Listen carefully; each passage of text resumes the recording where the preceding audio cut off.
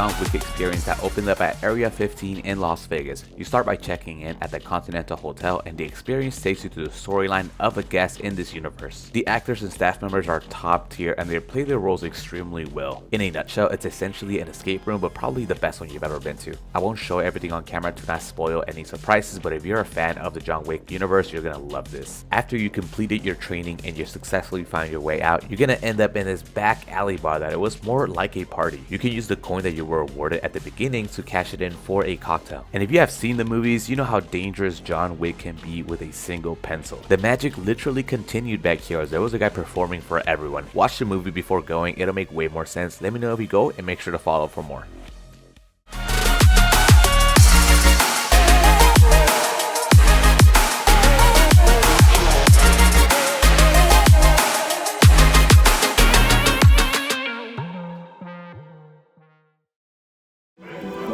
We have spent millennia looking up, charting constellations and telling stories about gods and monsters. But now, the stars are no longer symbols. They are coordinates for humanity's next home. Interstellar ARC is a voyage for those who wonder what's next and are bold enough to go find out. Seize the stars. Seize your destiny.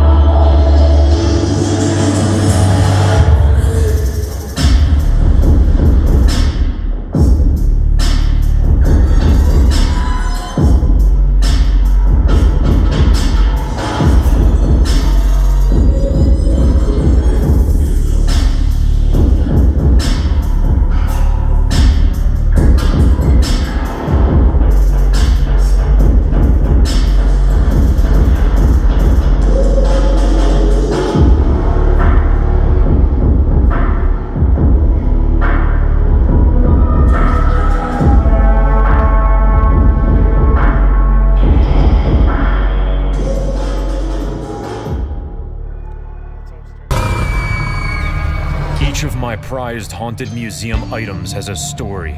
Tales of terror so frightening, so real, they demand to be told. It's so hard to know what's real and what's the dream. Trust me. I can sense something else is trying to make contact. What the hell? I've seen you before. Show yourself. Who are you talking to?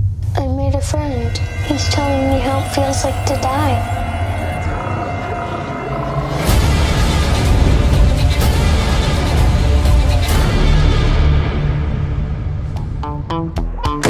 Dad, why are we down here? Now listen, son, I know back in the day when we were going to school in Las Vegas, this wasn't the most savory area between the Strip and downtown, but it's changed. I mean, look at that, all kinds of businesses, art studios, and I'm taking you to a restaurant where they say that the building was the first Mexican restaurant in Las Vegas back in like 1947.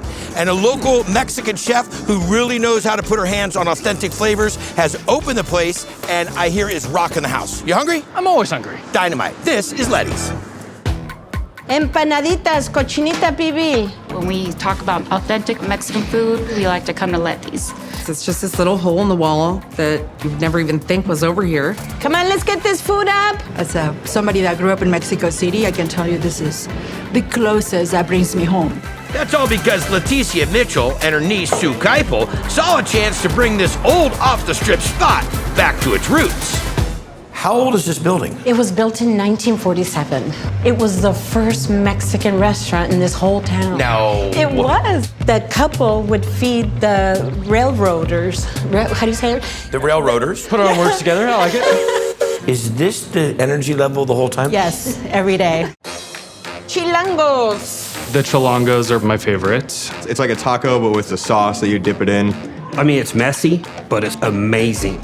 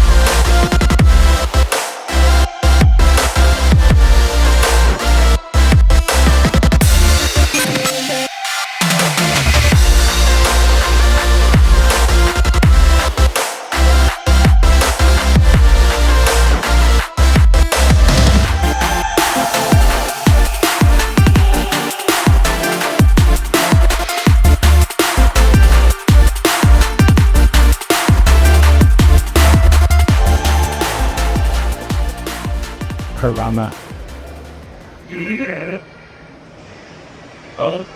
So far, the only tank that has been guarded.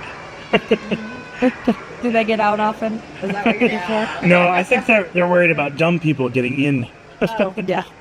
Yeah, so not too many people go up, like, trying to reach over. You know, you the car in between. It's not so people want to throw things in here. Yeah. They think they're going to get a reaction. That's not how it works, and they're just placed in water. Yeah. So it's partially for us to make sure that the fish are being kept safe, but it's also to answer any questions you guys might have about anything. Do they have feeding frenzies like they show Out in the wild, yes, only because it's a competition to be fed first, and you know, they can go several weeks without eating. So that's the whole I need to hurry and eat before it runs out and I've left starving longer. Here in human care, they don't frenzy because they get fed so well, and we also toss their food everywhere, so they don't have that one point that they're going to. Okay, they don't frenzy here. It's like feeding regular fish. But is it like the feeding frenzy where it's like, you know, oh no, a cow fell in the water. 5 minutes later, it's a skeleton. No, not even. Yeah, I didn't think so. Dying or dead. Yeah. And then it would take thousands of products to get really sturdy. They get 1, 4, 2 bites. They Right. don't eat much to begin with. Yeah, no, they've done an about reputation for doing absolutely nothing. Piranhas are actually very, very, very lazy fish. That's why they're scavengers. They prefer to just find it dead because they don't have to work. I mean, I'm sure the reputation is still, you know, you're swimming in a river and suddenly you get a chunk taken out of you. That's still enough to be like, oh. Yeah, these guys, so they've never killed anyone before, and Yeah. you wouldn't even notice them in the river would you unless you were heavily bleeding out. Right. Oh, okay. Yeah. Yeah. These guys, they can actually feel your pulse in the water. I tell people it's kind of like us in hunting, and anything's not there, whether they try to go for it, anything too big, they're not going to bother with it because they know it can turn around and eat them. Very, very skittish fish. Yeah, they're most likely to eat each other over anything else than, you know, try to take something big down.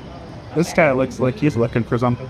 Okay. That's Look at the one, he's looking at the surface and he's got his mouth open. He's like, Have questions, feel free to ask.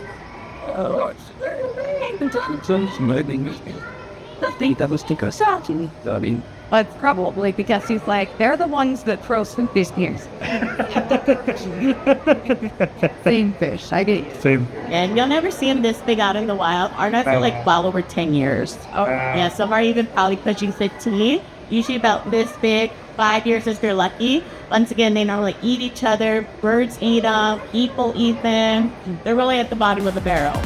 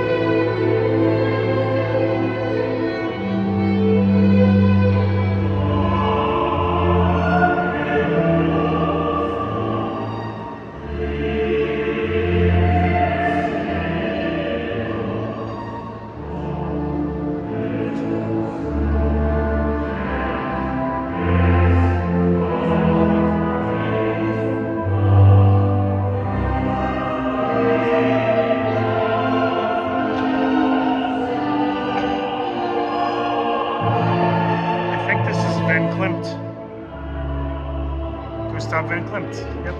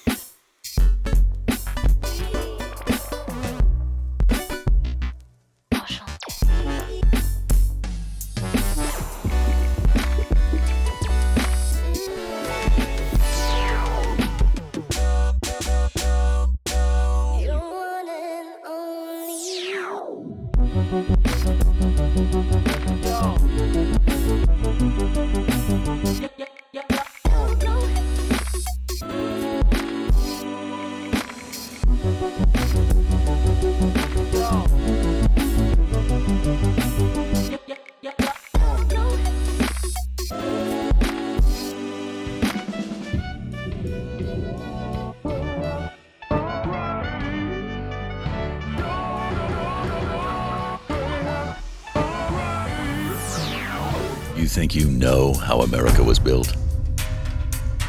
That's just part of the story. What happened behind the scenes? In the shadows? Out of sight? You've heard these names before. They're the names of America. They were the ones who made Las Vegas. It was their guts, their dreams, their cash. But their success came at a price. The Mob Museum, in the heart of historic downtown Las Vegas. It's time to rethink what you know of the great American dream.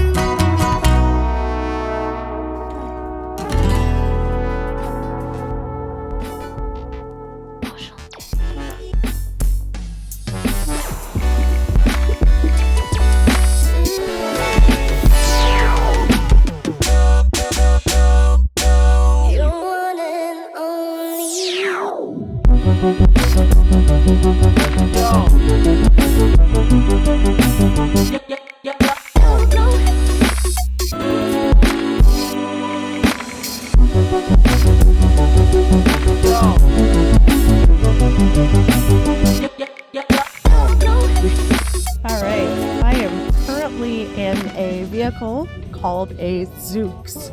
This is a completely autonomous vehicle. You'll see behind me, there is no driver. And then if I found, you'll see there's no driver there. You'll see the other passenger is Johnson. But yeah, definitely no driver in the front. We are in this autonomous vehicle heading to the Luxor. Yes, we are currently waiting at a light, and I'm just gonna wait until it goes. Yep, we got a green light. And there we go. This thing looks suspiciously like the autonomous vehicles in Westworld. They like open on the sides here and on the sides there, and then they have seats here. The seats nice, I mean, it's pretty cool. We are currently in a completely autonomous vehicle. There is no driver. This is called Zoox. It's an Amazon-run service. Currently, we are going to the Luxor because the New York location was not available because of too much foot traffic. So I guess that probably enough can trip the thing up a little bit. But we're in a driverless vehicle. It's surreal. Pretty wild. The ride so far has been pretty smooth. I've heard it can be a little jerky. I guess I'll report back in depending on what we find out.